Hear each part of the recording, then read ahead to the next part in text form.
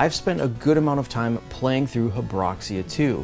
There's one pretty big fundamental change to the game, for better or for worse.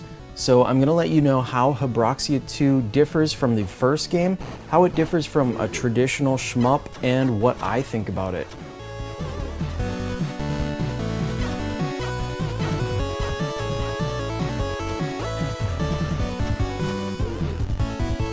So first of all, I feel like I should mention, if you've played and enjoyed the first Habroxia game, then you'll probably like this one too. It's really just a lot better in many ways, but there is one major difference that could turn some people off to it, and that is with the twin stick shooting controls. In the first game, your shot was always fired in line with your ship, same as most shmups. In Habroxia 2, you use the right analog stick to control where your shot fires. This makes things a bit easier, and it sounds like an upgrade, right? Well, this may sound strange, but it actually may take away from the experience for some people. A lot of people play shmups that are looking for a certain challenge. Shooting in line with your ship is something that we've grown accustomed to and have gained the skill to overcome. By allowing us to shoot in any analog direction takes a bit away from the feel of a traditional shmup. And this is a feature that can't be utilized on a traditional arcade stick. So get used to using the standard controller. That being said, you can use a regular shot button and just completely ignore the right analog stick. I mean, the whole game is playable without it, but it's something that's hard to ignore when you know it's available. I don't know, maybe I just don't have good self-control.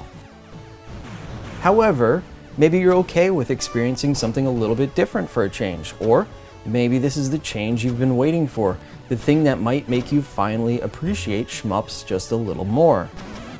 I mean, how frustrating is it sometimes when a boss goes right behind you or above you and you just can't get a straight line of fire at him? Well, frustrate no longer, because now you can fire in not one direction, not 4 directions, not 8, but any 2-dimensional analog direction from the nose of your ship. This is probably the biggest change. Now, fortunately, the rest of the changes are undoubtedly upgrades from the first game. First of all, the music. Finally! That beeping, booping sound that they called music from the first game can go feed a black hole as far as I'm concerned.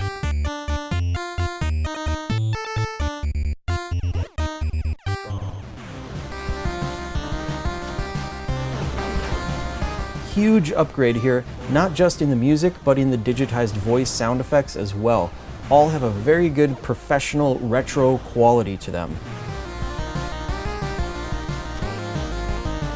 Also, the graphics have been improved. Sprites have a bit more detail to them, more color, and there's a nice variety of backgrounds to go with the various stages. Now, I do wish there was still more detail in the backgrounds. They're all pretty dark, but do a good job of letting you know it's the background and aren't ever a visual distraction from what's going on in the game. The other thing I like is that rather than linear stages, now we have a branching stage select screen, along with secret stages that must be discovered first. And just a lot more levels to play overall, as well as additional mission goals. There are more bosses in the game and returning bosses from the first game, more weapon types, and more game modes. So aside from the main story mode, there's also a boss rush mode, which has you just run through all the bosses in the game. And a boost rush mode, which has you boost through a level quickly while avoiding obstacles and busting rocks. There's also a New Game Plus to unlock, which brings the difficulty up to something a little bit more standard for a shmup. But what I love about this is it allows you to toggle between New Game Plus and your original game mode as many times as you want without losing progress in either game mode. If you haven't played Habroxia before, the gameplay is a bit easier than with most shmups. First of all, your ship has a health meter rather than a one-hit kill, but in addition to this, there's also some progression. As you play or replay levels, you'll continue to earn credits which can be spent on upgrading your ship with stronger firepower, health, and more. So if at any time the game is too difficult for you to progress, you'll still earn credits from trying, which you can then use to make your ship stronger.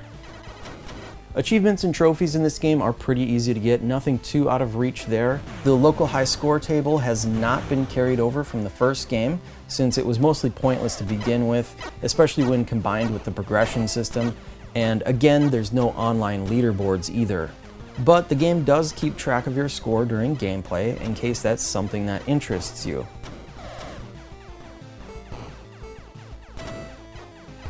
As far as my opinion on Habroxia 2 goes, well, I found the twin-stick shooting to be a refreshing change. Also, I love modern shooters with a progression system. But I do generally prefer a more challenging experience when it comes to shmups, so I wish I had a bit more challenge to it. A little bit more bullet hell. Habroxia 2 releases on February 3rd, 2021 for PlayStation 4, Xbox, Nintendo Switch, Steam, and PlayStation Vita. Xbox recently got the first Habroxia game just a few months ago. It's a bit late on that, but it did get Habroxia 2 right on time with the others. So if you missed this on Xbox, just know the first and second game are both available on Xbox now. Also, this is an excellent game for Vita to receive in 2021. I can't believe it, we're still getting games on the PlayStation Vita. Can they continue into 2022? Most people say no, but I don't know, we'll just have to wait and see. Alright guys, stay tuned. Next video is the trophy challenge results along with the new monthly challenge, so be sure to check that out. And guess what? I actually completed my own challenge last month. I did it again. I'm so proud of myself. Let's see if I can keep it up.